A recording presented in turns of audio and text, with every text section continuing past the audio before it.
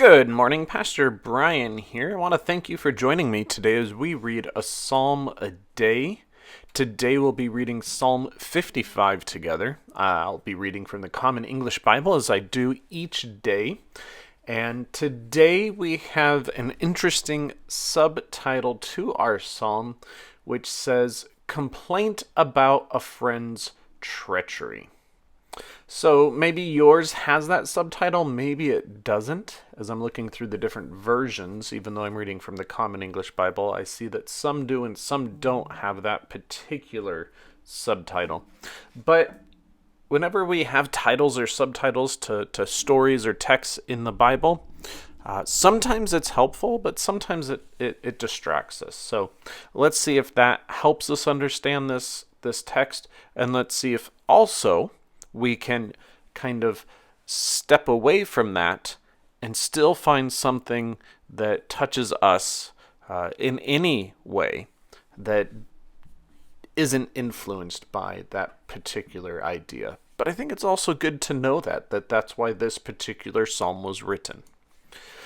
So let's jump into Psalm 55. God, listen to my prayer. Don't avoid my request. Pay attention. Answer me.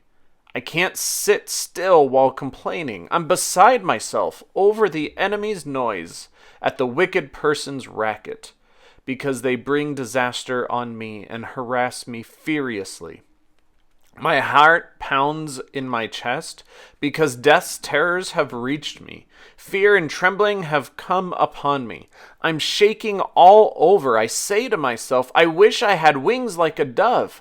I'd fly away and rest. I'd run so far away. I'd live in the desert. I'd hurry to my hideout, far from the rushing wind and storm. Baffle them, my Lord. Confuse their language, because I see violence and conflict in the city. Day and night they make their rounds on its walls, and evil and misery live inside it.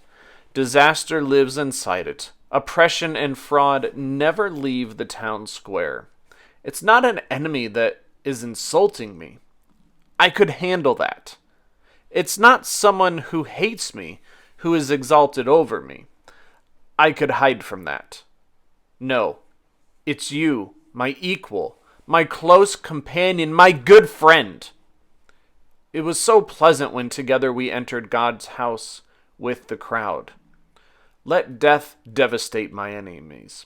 Let them go to the grave alive, because evil lives with them, even inside them. But I call out to God, and the Lord will rescue me.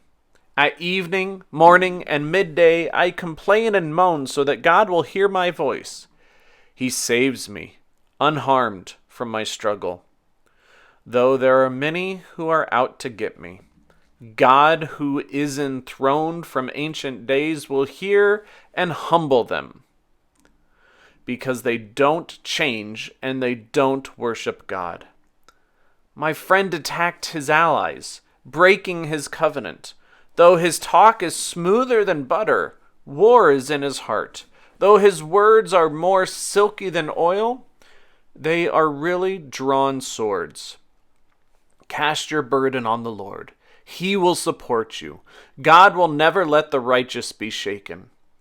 But you, God, bring the wicked down to the deepest pit. Let bloodthirsty and treacherous people not live out even half their days. But me, I trust in you. That's the end of Psalm 55. Again, he is most frustrated by someone who is his friend that has kind of betrayed him and or hurt him in some way. We see that he is okay with someone he doesn't know or an enemy that's trying to get him.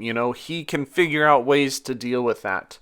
But it is that person who is close to him that is no longer close to him, who is seeking out these other ways, that is really kind of hit him hard.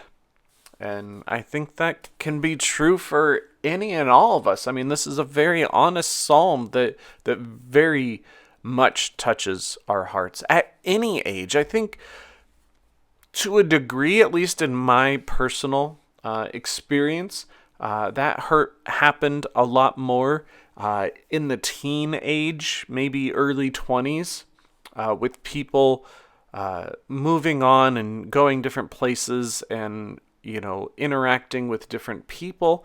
And, that change with people not being quite the close friend that you had once had them as, those kinds of things. So maybe this is a really good psalm for someone who is going through a difficult time with a friend. Again, at any age, I just feel like those who are in their teenage, early 20 years experience that a lot more than other people. And, it's just interesting. The final note I want to make about this that I think is interesting is that we see in other Psalms, and I know that it's not like a running story, and so we can't necessarily compare the Psalms to one another in the way that I'm going to, but I'm going to do it anyway because this is where my mind went, and for me it's helpful. But I just find it's interesting that in other Psalms, the psalmist is so upset and frustrated and hurt by the way in which the enemies come at him and how he feels like he's being assailed all the time from all of these places. And yet in this psalm, he says, those aren't so bad and I can deal with it. And these are the ways that I can deal with it. But a friend, I don't know how to deal with that. And maybe that's just perspective. At one time you think, well, this group of people or this person, and, I've never even met them before and they're being mean to me. And you think that is the worst thing.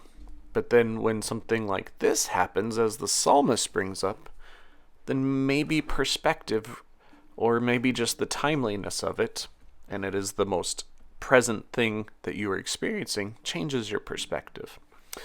So those are my thoughts and my ramblings for today. I hope you found them helpful. I hope you find them helpful each day that we get to be together.